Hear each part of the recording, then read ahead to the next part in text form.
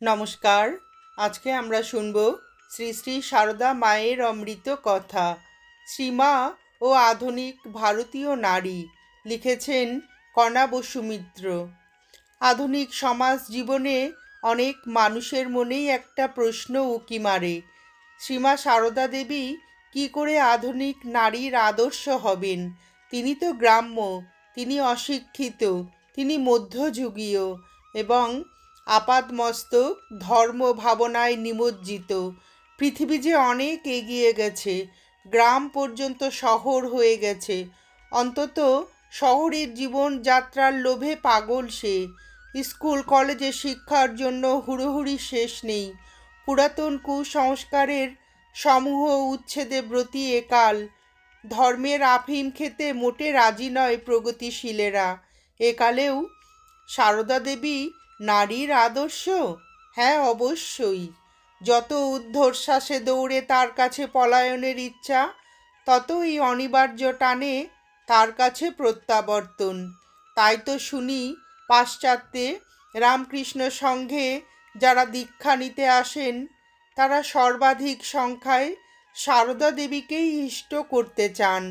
শ্রীমা সারদা দেবীর মধ্যে সত্যিই আছে আধুনিক উৎকেন্দ্রিকতার মধ্যে স্থিরত্বের আশ্বাস, যুগযন্ত্রণার হাত থেকে পরিত্রাণের উপায়, যন্ত্রণাবর্তের মধ্যে শান্তি নিকেতন। কিন্তু কিভাবে?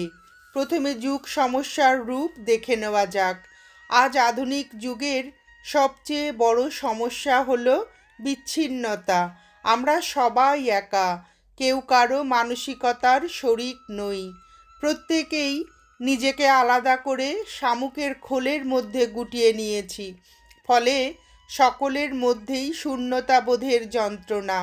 জীবন অর্থহীন মনে হয়।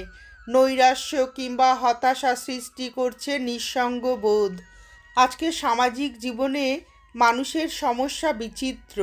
আমি শুধু কয়েকটি মাত্র সমস্যার কথাই বলবো। প্রথমেই আমি বিচ্ছিন্নতার কথা বলছি, কারণ আধুনিক জীবনের বহুমুখী জটিল দ্বন্দ্ব, সংঘাত অধিকাংশই আসছে এই বিচ্ছিন্নতা থেকে।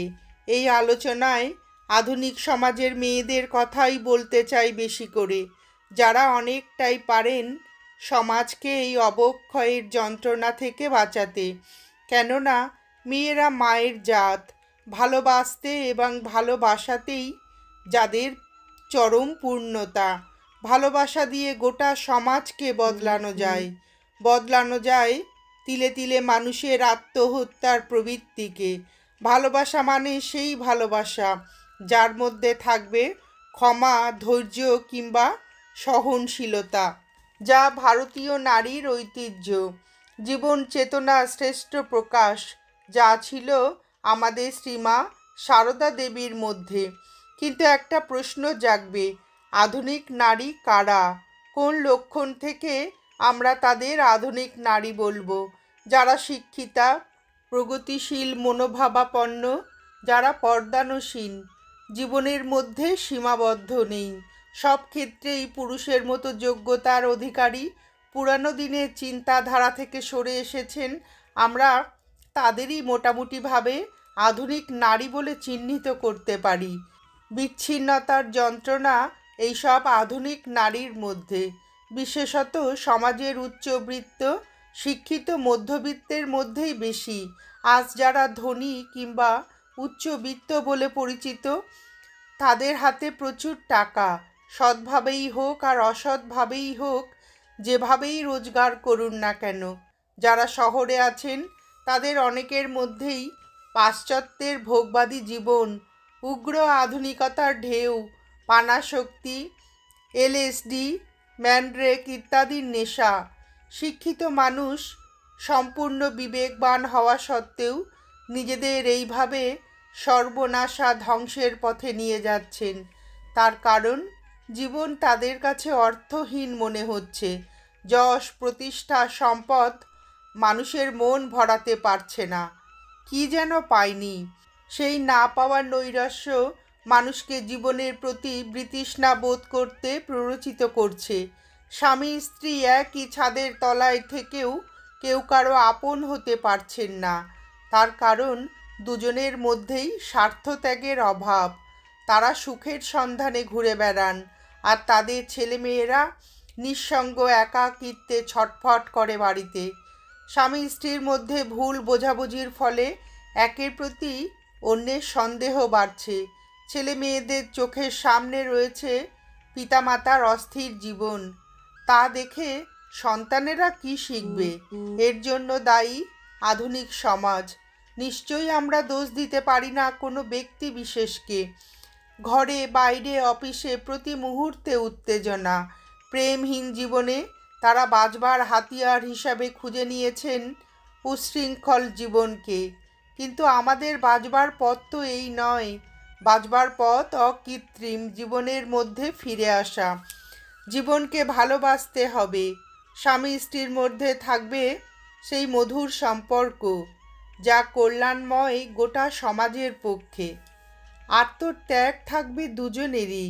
সারদা মায়ের জীবন সেই ত্যাগেরই পরাকাষ্ঠা। তিনি ছিলেন ঠাকুর শ্রীরামকৃষ্ণদেবের যোগ্য সহধর্মিণী। শ্রীরামকৃষ্ণদেবের স্ত্রীর প্রতি ছিল অপরিসীম শ্রদ্ধা, ভালোবাসা। তারা তাদের জীবনের আদর্শ দিয়ে দেখিয়ে গেছেন কেমন করে স্বামী স্ত্রী সংসারে বন্ধুর মতো বাস করবে, কেমন করে একে অন্যের পরিপূরক হবে। স্বামী স্ত্রী সম্পর্কের মধ্যে আজ এই যে ফাটল ধরতে শুরু করেছে, এটা বন্ধ করার একমাত্র উপায় হচ্ছে দুজনের সম্পর্কের মধ্যে যৌথ দায়িত্ববোধ। কে কার চেয়ে শ্রেষ্ঠ, সেই ব্যক্তি স্বাতন্ত্র্যবাদের লড়াই বন্ধ করতে হবে। অর্থনৈতিক সমস্যা শিক্ষিত মধ্যবিত্তদের দাম্পত্য জীবনের অশান্তির আরেকটি বড় কারণ। শুধু স্বামীর রোজগারে স্ত্রী সন্তুষ্ট নন। চাহিদা, লোভ মানুষের জীবন সংগ্রামকে আরও জটিল করে তুলেছে।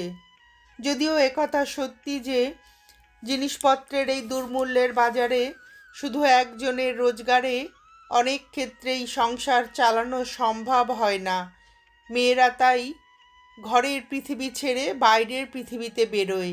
স্বামীকেও অনেক সময় স্ত্রীর রোজগারের ওপর খানিকটা নির্ভর করতে হয়। নিম্ন মধ্যবিত্তদের ক্ষেত্রে এটা তো একটা অপরিহার্য ব্যাপার।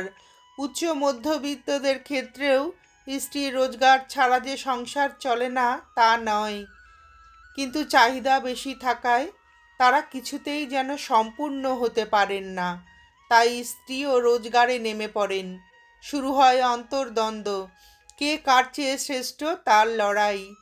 অন্ধ অহংবোধে আচ্ছন্ন মানুষ বিপরীত দুই শত্রু শিবিরের বাসিন্দা হয়ে সমাজ জীবনে স্বামী স্ত্রী পরিচয়ে আবদ্ধ থেকে আরও যেন ক্ষতবিক্ষত হন। হয়তো প্রতিকারের উপায় হিসাবে একদিন বেছে নেন আইনগতভাবে ছাড়াছাড়ির পথ।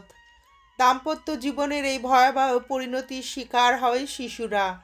তাদের মন যেন ঘড়ির পেন্ডুলামের মতো দোলে। তারা মায়ের পক্ষ নেবে না বাবার পক্ষ নেবে। ডিভোর্সি বাবা মায়ের সন্তান অত্যন্ত অসহায় বোধ করে।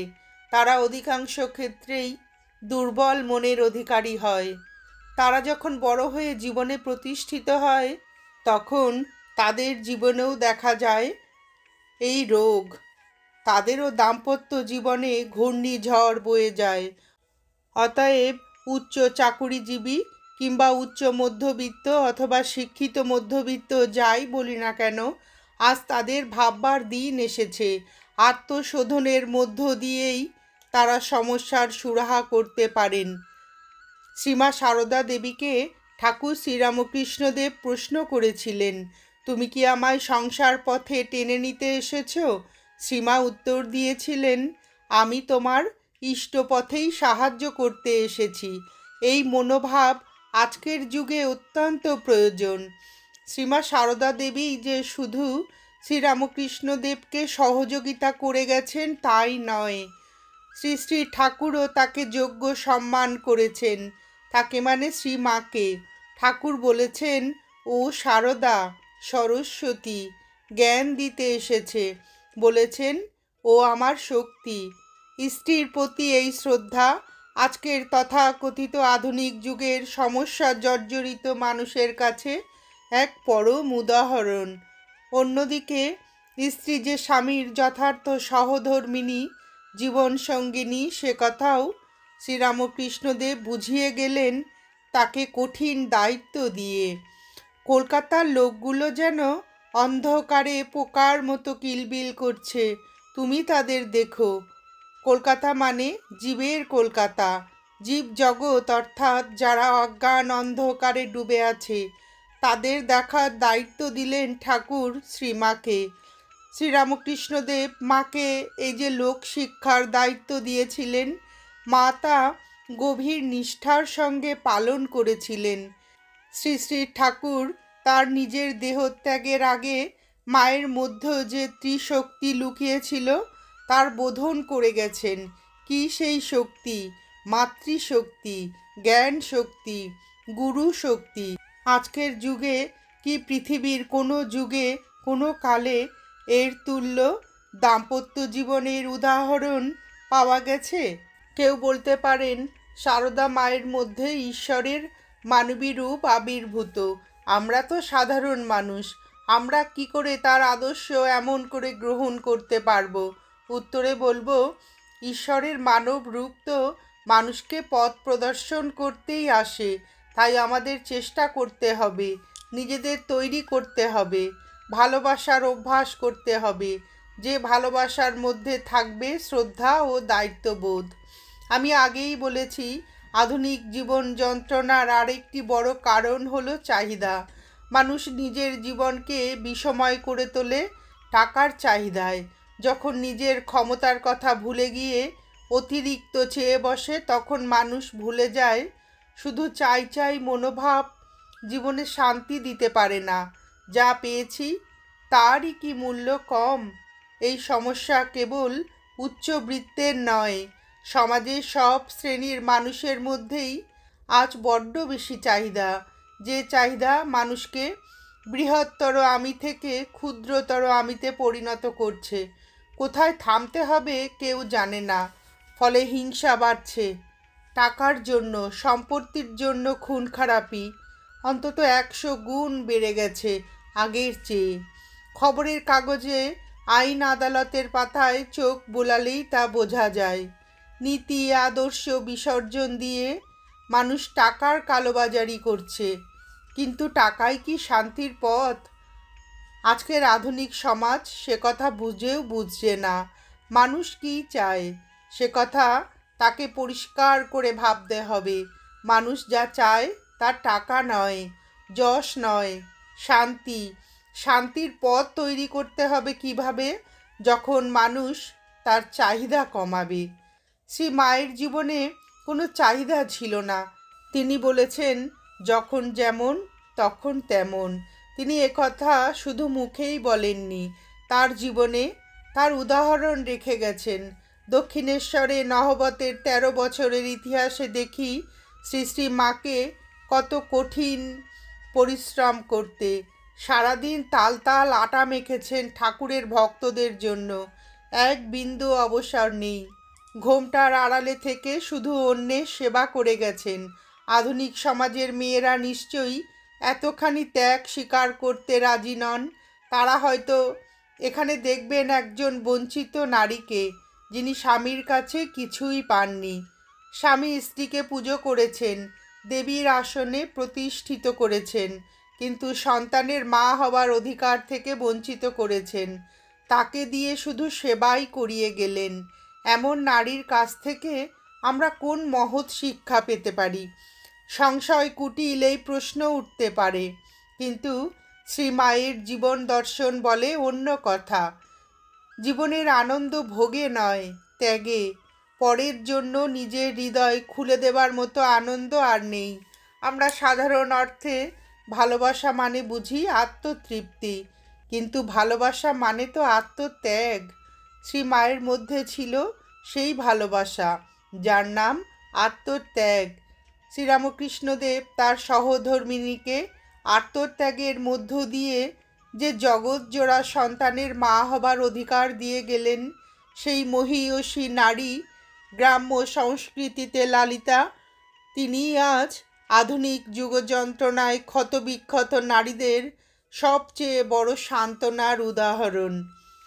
শ্রীরামকৃষ্ণদেব শ্রীমা সারদা দেবীকে বলেছিলেন, কারো কাছে চিত হাত করো না, তুমি কামার পুকুরে থাকবে, শাক বুনবে, শাক ভাত খাবে আর হরিনাম করবে, অর্থাৎ নিজের ক্ষমতার বাইরে যেও না, পরের কাছে হাত পাতা ভিক্ষাবৃত্তি। আমরা দেখি শ্রীরামকৃষ্ণদেবের দেহত্যাগের পর মা কামার পুকুরেই ফিরে গিয়েছিলেন, শাক বুনেই খেয়েছিলেন, নুন জোটেনি, তবু কারো কাছে মুখ ফুটে কিছু বলেননি। কাপড়ে 18টা গেরো, ধৈর্য ও সংযমের এই চূড়ান্ত রূপ আজকের আধুনিক সমাজের মেয়েদের কাছে হওয়া উচিত বিরাট দৃষ্টান্ত।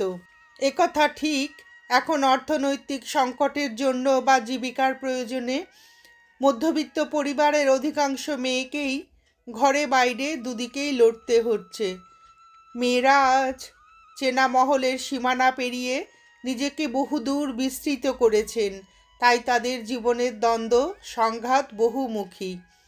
সত্যই এখন আর সারদা দেবীর যুগ নেই। মেয়েদের নিপুণভাবে সংসার দেখার সময় কোথায়? পুরো সময় যদি না থাকে, তবু যা আছে তারই উপযুক্ত ব্যবহার হবে না কেন?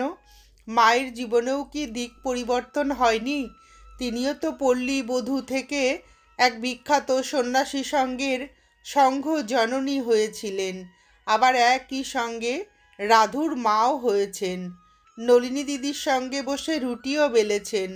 পুরুষ শাসিত সমাজে মেয়েরা আজ নিপীড়িত। কেবল কথা বলে চেঁচামেচি করা ঠিক হবে না। বহু ক্ষেত্রে মেয়েরাই মেয়েদের শত্রু। যেমন শাশুড়ি বউয়ের ঝগড়া আর থামবে না বোধ হয়, কিন্তু সারদা মা পরকে আপন করেছেন, সকলকে নিয়ে ঘর করেছেন, নিজের শাশুড়ির মতো যত্ন করেছেন গোপালের মাকে, ভক্তি করেছেন ভৈরবী ব্রাহ্মণীকে, কাউকে তো হিংসা করেননি। হয়তো প্রশ্ন উঠবে, মেয়েরা কি স্বামীর সব কথাই মেনে নেবে? যেখানে স্বামী ভুল পথ বেছে নেবে সেখানে তারা চুপ করে থাকবে? নিশ্চয়ই নয়, প্রতিবাদ করতে হবে। কিন্তু সেই প্রতিবাদের ভাষা ফুটবে নারীর ব্যক্তিত্বের মধ্যে। শ্রীমা ও ঠাকুরের সব কথা মেনে নেননি। যেমন মায়ের কাছে নহবতে আসতেন যে বৃদ্ধা, তার অতীত জীবনের ইতিহাস ছিল মলিন। ঠাকুর আপত্তি করা সত্ত্বেও মা কিন্তু তার আশা বন্ধ করেননি। আজকের আধুনিক যুগের আর এক সমস্যা, মেয়েরা নিজেদের উচ্চাকাঙ্ক্ষাকে চাপিয়ে দেন ছেলে মেয়ের ওপর। সন্তানের কাছে তাদের দাবি তাদের প্রথম হতেই হবে, তা না হলে মায়ের প্রেস্টিজ থাকে না। তার ফলে পড়াশুনোর নামে সন্তানের ওপর চলে উৎপীড়ন। ফলে ছোটবেলা থেকেই ছোটদের মনে লেখাপড়ার প্রতি ভীতি এসে যায়, আসে বিতৃষ্ণা। মায়েরা বুঝতে চান না, প্রত্যেকেই একরকম বুদ্ধি বা ক্ষমতা নিয়ে জন্মায় না। তাদের স্নেহ ভালোবাসা যেন নির্ভর করে সন্তানের সাফল্যের ওপর। এখানে স্মরণ করতে হবে সারদা মায়ের আদর্শ। তাকে যে আমাদের মনে না করে উপায় নেই। তিনি ছিলেন সতেরো মা, অসতেরো মা, তাই তিনি বলতে পেরেছেন, আমার কাছে শরত যা, আমজাদও তাই। অর্থাৎ মায়ের কাছে সন্তান সবাই সমান। শিশুরা কেউই খারাপ নয়, এক একজন এক এক ধরনের গুণ নিয়ে জন্মায়। আজকের আধুনিক সমাজের মা বাবাকে বুঝতে হবে কার মেধা বা প্রতিভা কোন দিকে, তাকে সেদিক থেকে তৈরি করতে হবে। নইলে এইসব দামি ছোট্ট হৃদয়গুলো হবে আধুনিক যুগযন্ত্রণার আর এক শিকার। আজকের আধুনিক যুগে ছেলে মেয়ে বিপদগামী হবার সবচেয়ে বড় কারণ, মেয়েরা ভালো মা হতে পারছেন না। এই আদর্শ মা হতে না পারার জন্যই শিশুর মধ্যে আদর্শের ছাপ নেই। উচ্চবিত্ত সমাজ, উচ্চ মধ্যবিত্ত সমাজের ছেলেমেয়েরা মানুষ হচ্ছে আয়ার কাছে।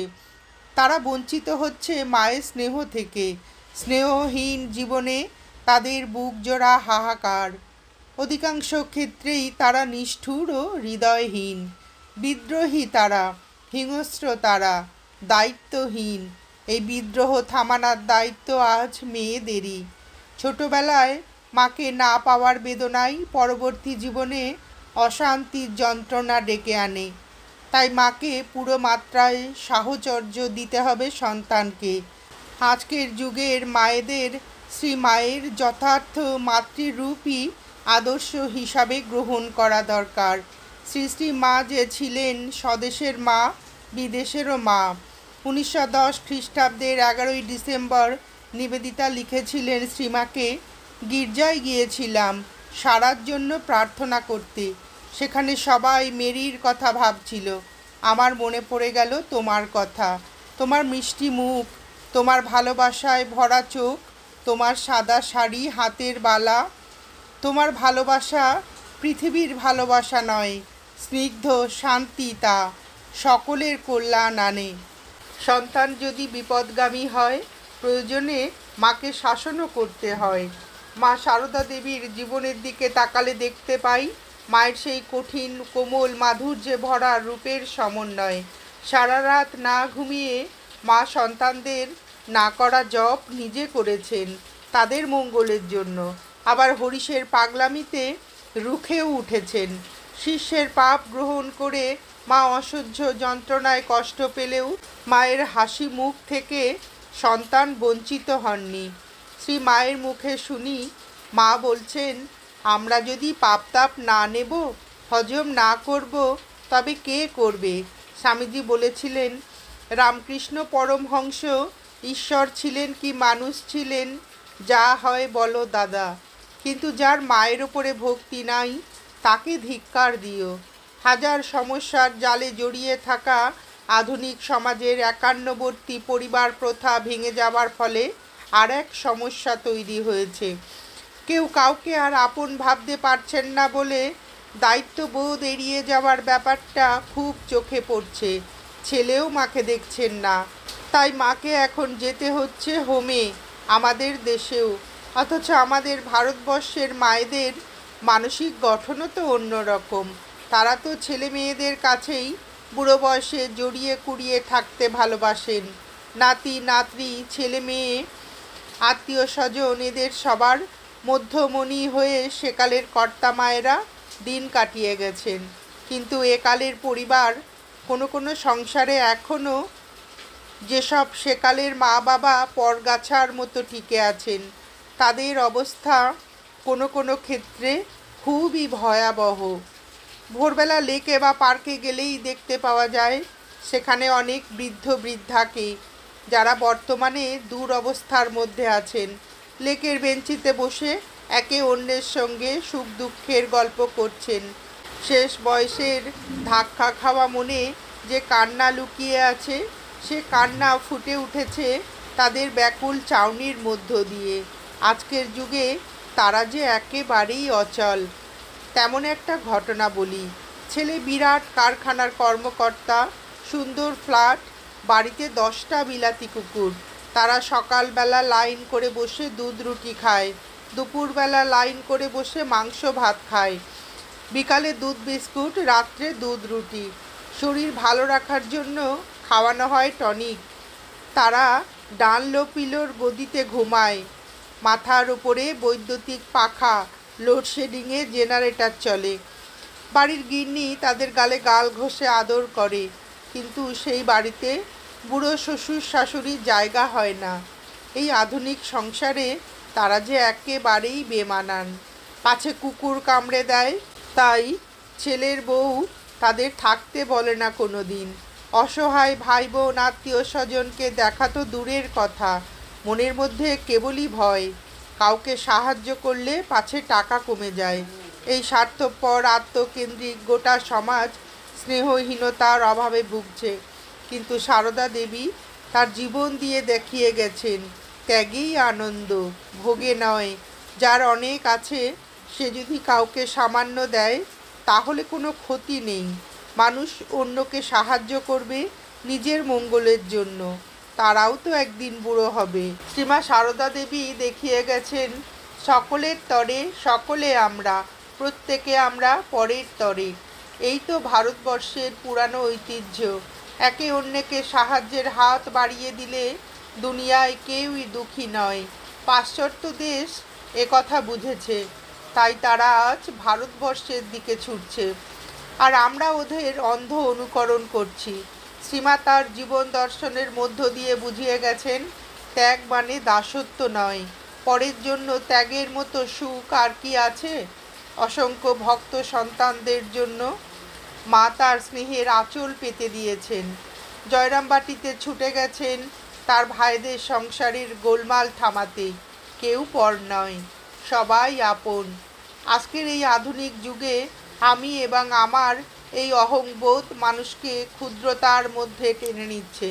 শ্রী মায়ের অহংশূন্য জীবনবোধ আজকের আধুনিক সমাজের কাছে সর্বোত্তম দৃষ্টান্ত।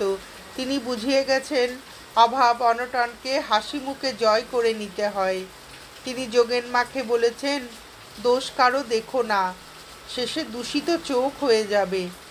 শ্রীমাকে একদিন উচ্ছিষ্ট কুড়াতে দেখে নলিনী দিদি বলেছিলেন, মাগো, ৩৬ জাতের এঁটো কুড়াচ্ছ? মা বলেছিলেন, সব যে আমার, ৩৬ কোথায়? খবরের কাগজের পাতা খুললেই আরেকটি ব্যাপার যা চোখে পড়ে প্রায় প্রতিদিনই, তা হলো গৃহবধূ হত্যা, পণের জন্য অত্যাচার। সমাজের সব শ্রেণীর মধ্যেই ওটা লক্ষণীয়, উচ্চবিত্ত থেকে নিম্নবিত্ত পর্যন্ত। চাহিদা মতো পণ না পেলেই গৃহবধূর ওপর চলে অত্যাচার, তারপরেই সে খুন হয় কিংবা তাকে আত্মহত্যার প্ররোচনা দেওয়া হয়। যদিও এর বিরুদ্ধে আজকাল আইন তৈরি হয়েছে, কিন্তু আইন করে কি মানুষের হীন প্রবৃত্তিকে বদলানো যায়? যতক্ষণ পর্যন্ত না মানুষের মানসিকতার পরিবর্তন হয়। মেয়েরাই যে শান্তির আধার, এ কথা আর কে বুঝছে একটা মেয়ে সারা জীবনের মতো নিজের আপনজনদের ছেড়ে চলে আসে পরের বাড়িতে, সেই পরই হয়ে ওঠে তার আপনজন। কিন্তু তাদের কাছে ভালোবাসার বদলে, সহানুভূতির বদলে যদি লাঞ্ছনা জোটে, সেটা যে কত যন্ত্রণা আর কত অপমানের, সে কথা কি শাশুড়ি ননদ কিংবা শ্বশুরবাড়ির অন্য লোকেরা বোঝেন? সবচেয়ে আশ্চর্য, পণের জন্য যারা জুলুম করে তারা অধিকাংশ ক্ষেত্রেই মহিলা। হয়তো শাশুড়িও একদিন পণের জন্য অত্যাচারিত হয়েছেন তার শাশুড়ির কাছে। সেই প্রতিহিংসাই জেগে ওঠে তার মনে নিজের ছেলেটিকে বিয়ে দেবার সময়। হিংসা ছাড়াও এর পেছনে আরেকটি বিষয় কাজ করে, তা হলো লোভ। নিম্নবিত্তদের দাবিও কম নয়, চাই চাই চাই। মেয়ের বাবা মায়ের অবস্থা যেমনই হোক, এই সর্বনাশায় মনোভাব বদলাতে হবে, লোভকে জয় করতে হবে। অনুধ্যান করতে হবে শ্রীমা সারদা দেবীর জীবন। তিনি লোভকে জয় করেছিলেন। দারিদ্র্যের মধ্যে জীবনযাপন করেও তিনি পৃথিবীর সব দেশের সব কালের মা হয়েছেন, অকৃপণ মাতৃস্নেহের আঁচল পেতে দিয়ে। সেই আদর্শে অনুপ্রাণিত হতে হবে একালের মেয়ে, মা ও শাশুড়িদের। পরের মেয়ে যখন বউ হয়ে আসে, তখন তো সে নিজেরই মেয়ে হয়। মা সারদা দেবীর ব্যক্তিত্ববোধ, আদর্শবোধ, ত্যাগ, ক্ষমা, ধৈর্য, স্নেহ আজ সারা পৃথিবীর মেয়েদের চলার পথের পাথেয় হওয়া উচিত। শ্রী শ্রী সারদা মায়ের দেহত্যাগের পর জোসেফিন ম্যাকলাউড স্বামী সারদানন্দকে যথার্থই লিখেছেন, সেই নির্ভীক, শান্ত, তেজস্বী জীবনের দ্বীপটি তাহলে নির্বাপিত হলো। আধুনিক হিন্দু নারীর কাছে রেখে গেল আগামী 3000 বছরে নারীকে যে মহিমাময় অবস্থায় উন্নীত হতে হবে তারই আদর্শ। অতএব আজ আমাদের নতুন করে ভাববার দিন এসেছে। আমরা আমাদের শ্রী শ্রী মায়ের মধ্যেই খুঁজে পাব আজকের যুগ যন্ত্রণার প্রতিকার। নমস্কার, আজ এ পর্যন্তই। শ্রী শ্রী মা ও আধুনিক ভারতীয় নারী সম্পর্কে বিভিন্ন ঘটনার কথা শুনে আপনাদের ভিডিওটি কেমন লাগলো জানাবেন। শ্রী শ্রী ঠাকুর, শ্রীমা ও স্বামীজির অফুরন্ত ভালোবাসা ও আশীর্বাদ আমাদের সকলের মাথার ওপর অঝোর ধারায় বর্ষিত হোক, এই প্রার্থনা করে ভিডিওটি শেষ করছি।